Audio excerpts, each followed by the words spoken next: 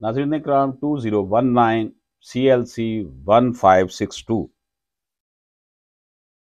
बीवी ने शौहर से खुला लेने के लिए अदालत से रुजू किया।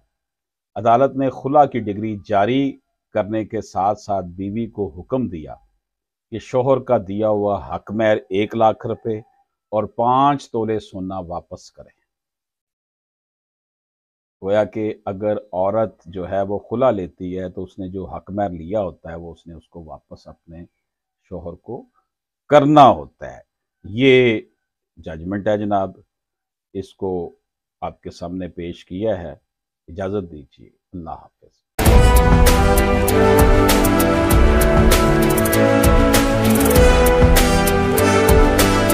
अशरफ हाशमी एडवोकेट से रब्ता करने के लिए 0300426227 व्हाट्सएप पर वॉइस मैसेज कीजिए।